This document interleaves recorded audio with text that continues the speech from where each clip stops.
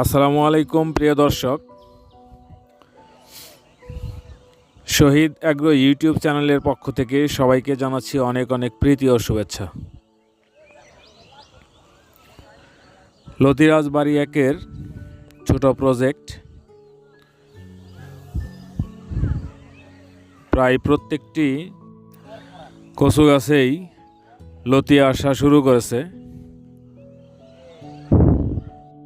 আমি আশাবাদী যে খুব ভালো ফলন আসবে। প্রতিটি গাছেই 4-5টা, কোনো কোনো গাছে 6টা-7টা পর্যন্ত লতি বের হতে শুরু করেছে।